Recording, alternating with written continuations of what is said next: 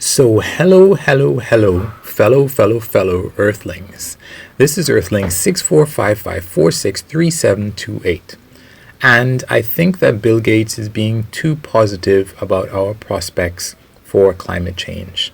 I saw an interview of him via 60 Minutes, and yeah, I think he's way too positive about us being able to make the necessary adjustments. As usual, I am Earthling, yada yada yada.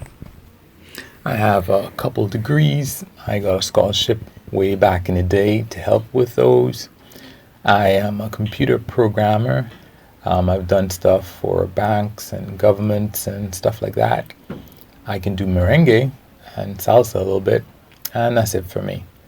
So, Bill Gates had an interview on 60 Minutes some time ago, and he was like, yeah, we have a lot to do to get to a net zero carbon dioxide civilization.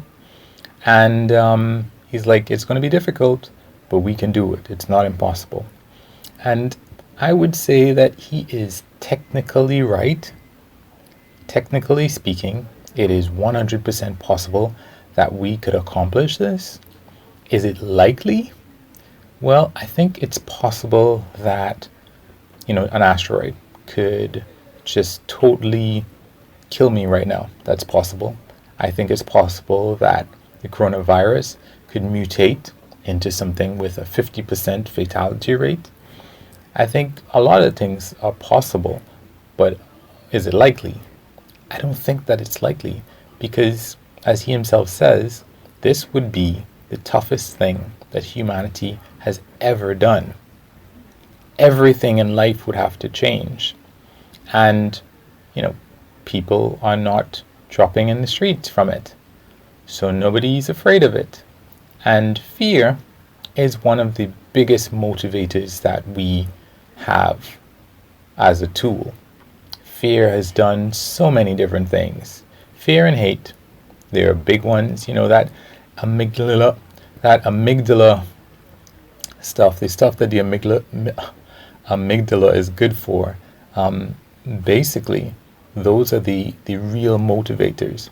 A general knowledge that we really need to sort out climate change long before the next 80 years is not much of a motivator.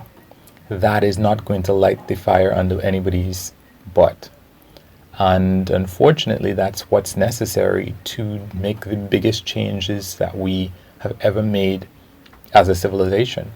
It needs to be matched in fear. It needs to be matched in hate. It needs to be matched in something that can drive that. I mean, if this were like a world war or something, definitely, I could definitely see that kind of stuff happening. If it were like Pearl Harbor, people are going to be signing up to join the army to go and fight these people or that people or whatever, whoever did what to who.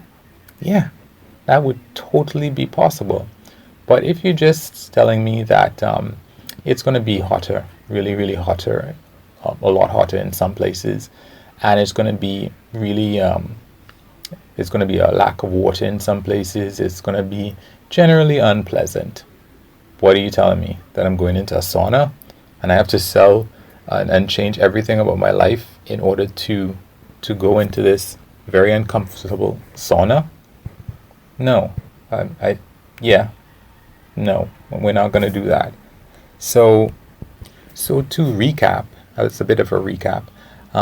In the past, I would have, put out something that showed how unlikely us doing anything about this would be. Now, these are the numbers that I came up with at that time. There was a study, I think it was in 2019 by people at Yale, and they assessed that for the entire world to get to net zero carbon emissions would cost something like $73 trillion, right? And that's a lot of money. The problem, I think, is that the entire GDP of the world is something like around $40 trillion. I can't remember the exact thing. So it really, my bad. I looked it up, and the GDP of the world, I believe, is 86 point something $trillion. Sorry, looked it up again. $87.55 trillion in 2019. So, it's really close to the entirety of all recorded transactions, products, and services for the whole of 2019. So it's almost like, let's say, 80% of all of the GDP of the world needs to be directed towards climate change in order for us to do that in 1 year. So, of course, let's say we need to get there by 2050. That's 30 years from now. And we can chop that whole thing up from now to then into about $2 trillion bits. Nope, not 2 trillion. It's a little bit more than 2 trillion. It's around like $2.3 trillion every year. That's what we need to do to get to net zero of 2019, because that's what the calculations for Yale was. They said 2019's carbon emissions, if we, it would cost $73 trillion to convert to net zero based on 2019's emissions. So I think we could safely say that at least $3 trillion a year should be devoted to net zero, achieving net zero emissions by 2050, at least. The problem is, of course, that the amount of money that we're currently spending on that every year is about $0.3 trillion. So it means we would have to spend 10 times the amount of money that we are currently spending every year in order to hopefully get to that amount of carbon emissions. And it doesn't really seem likely. It doesn't seem likely that we will devote 10 times as much. Yeah, it really doesn't seem likely at all, because right now we have a growing voice of people who are saying, no, we don't need to switch to renewables. As a matter of fact, switching to renewables is what caused all the problems in Texas right now. Right now in Germany, people are fighting to not have wind turbines go up in their vicinity, or even offshore, which is going to be expensive anyway because of the transmission cables, or nuclear power, or even have solar farms. People don't want these solar farms. So here it is that we have technology that really isn't even up to mark, because we still need to figure out a way to store all this energy overnight, over winter. We still don't have that technology. Even if we get that technology, it probably will cost much, much more than the wind and the solar that need to be put in to place anyway. So it really, really doesn't seem that kind of it's achievable. It doesn't seem achievable. As Bill Gates would have mentioned, or at least he would have given the impression that it would touch every single facet of our lives. And before I knew what the actual numbers were, I was telling a friend of mine, listen, the scale of what needs to be done is so big that you would be seeing signs of that every single day. You would be seeing people, you would be moving large infrastructure stuff. They would be connecting the power grids of different areas, like across America, across the world. You would be seeing these wind farms, these solar farms being built out every single day, no matter where you lived, you would be seeing the indications of this kind of stuff happening because it would be so big.